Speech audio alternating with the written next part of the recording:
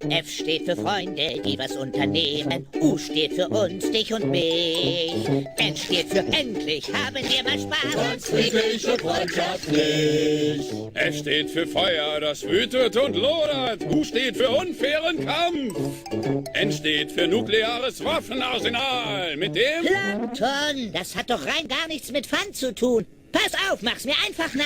F steht für Freunde, die was... Vergiss es! Das ist doch völlig idiotisch! Weißt du was? Ich helf dir mal. F steht für Freunde, die was unternehmen. U steht für uns, dich und mich. Versuch's mal. N steht für endlich. Haben wir mal Spaß? Ganz friedlich und freundschaftlich. Moment! Ich verstehe das einfach nicht. Ich hab so ein Kribbeln im Bauch. Sollen wir aufhören? Nein, das ist genau das richtige Gefühl. Also mir gefällt's. Machen wir es nochmal? Okay. F steht für Freude an all den schönen Blumen.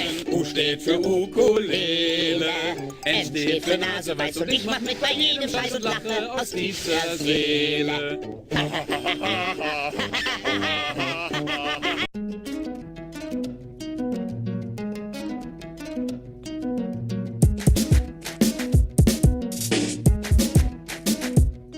Niemand an der Liebe maximal romantisch lebt, nur jeder wissen, keiner hilft uns Fairplay. Gott sei Dank gibt es Film und Fernsehen, da wo ich meine Bildung hernehme. Glaub mir, das wird super, von deiner Story haben wir schon den Grund, weshalb du in deiner Jugendphase gut geladen bist. Dein Papa kam zu deinem Schultheater schön, bei mir finden wir schon was, wo der Schuh gerade drückt. Wir kennen uns seit x Jahren, du brauchst jetzt nichts sagen. Ich wollte dich fragen, wollen wir den nächsten Schritt wagen? Willst du mit mir Drogen nehmen, dann wird es rote Rosen regnen.